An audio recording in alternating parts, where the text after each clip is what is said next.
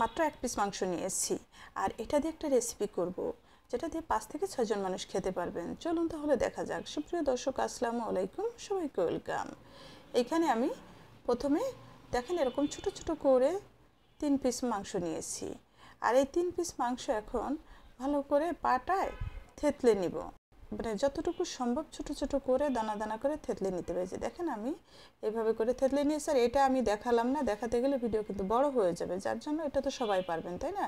একটা প্যানে বসিয়ে দিলাম, দিয়ে দিলাম হাফ কাপ পানি, দিয়ে দিলাম স্বাদ অনুযায়ী লবণ, হাফ চা চামচ লবণ দিয়ে দিচ্ছি, হাফ চা চামচ হলুদের গুঁড়া দিয়ে দিলাম, হাফ চা চামচের একটু কম দিয়েছি মরিচের গুঁড়া। ভালো করে নাড়াচাড়া দিয়ে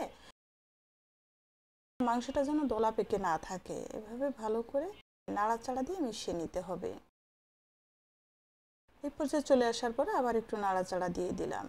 এখন অ্যাড করে দিলাম 1 টেবিল চামচ পরিমাণ সরিষার তেল আর হাফ ইঞ্চি আদা কুচি। আদা কুচিটা দিয়ে 1 মিনিটের মতো রান্না করে নিব। দেখেন এই যে একটু নাড়াচাড়া দিয়ে মিশিয়ে 1 মিনিট রান্না করে নিলাম। এখন অ্যাড করে দিলাম বড় সাইজের একটা রসুন, সম্পূর্ণ রসুনের কোয়াগুলো। রসুনের কোয়াটা দিয়েও 1 মিনিটের মতো রান্না করে নিয়েছি। এখন অ্যাড করে দিলাম 7 থেকে 8টা কাঁচামরিচ, লাল এবং সবুজ কাঁচামরিচ দিয়েছি এখানে। আপনারা শুধু সবুজটা দিয়েও করতে পারেন অথবা লালটা দিয়েও করতে পারেন। কাঁচামরিচটা দিয়ে অ্যাড করে দিলাম 2টা পেঁয়াজ কিউব করে কেটে রেখেছি, এই সম্পূর্ণ পেঁয়াজটুকু দিয়ে দিলাম।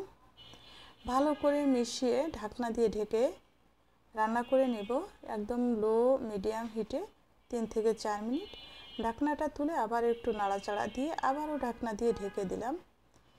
সম্পূর্ণ পানিটা শুকিয়ে গেলে আবারও নাড়াচাড়া দিয়ে দেখেন এই যে এই পর্যায়ে চলে আসছে।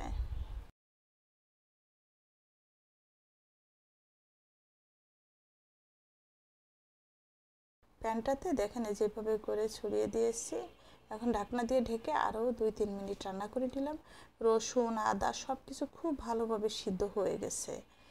এখন এগুলাকে একদম ভাজা ভাজা করে নিব, মানে ভাজা ভাজা সুন্দর একটা স্মেল আসবে ভাজতে ভাজতে।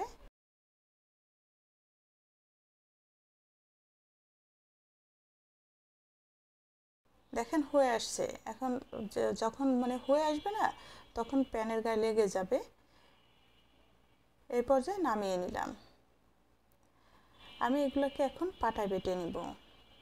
আর আপনারা চাইলে কিন্তু এটা ব্লেন্ডারেও ব্লেন্ড করে নিতে পারেন, কিন্তু পাটায় বাটার মজাই আলাদা, তাই না। একটু কষ্ট হলেও, আর এটা না যেহেতু আমি আগে পাটায় থেতলে নিয়েছি একদম মসৃণভাবে, দেখেন সব কিছু দানা দানা একদম সুন্দরভাবে হয়ে গেছে, নরম সিদ্ধ হয়ে একদম মসৃণ হয়ে গেছে। আর একটা বাটাতেই কিন্তু সুন্দরভাবে আমার রেসিপিটা রেডি হয়ে গেছে। দেখতেই পাচ্ছেন, দেখছেন একদম সফট মসৃণভাবে সিদ্ধ হয়ে গেছে, যার কারণে বাটতে আমার একটু সমস্যা হয়নি। সবটুকু খুব ভালো করে বেটে নিলাম। এখন এক জায়গা করে অ্যাড করে দিলাম বেশ কিছু পেঁয়াজ কুচি।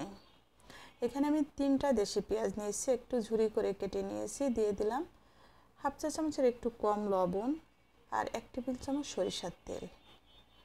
সব কিছু খুব ভালো করে হাত দিয়ে এখন মেখে নিব। পেঁয়াজ যদি আপনারা অপছন্দ করেন তা পেঁয়াজটা স্কিপ করেও কিন্তু এটা ভর্তাটা করে নিতে পারবেন। যেসব ইনগ্রিডিয়েন্টস অ্যাড করেছি অলরেডি রেডি হয়ে গেছে, কিন্তু কাঁচা পেঁয়াজটা দেওয়াতে ভর্তায় তো কাঁচা পেঁয়াজ একটু দিলে টেস্ট হয়ই, তাই না।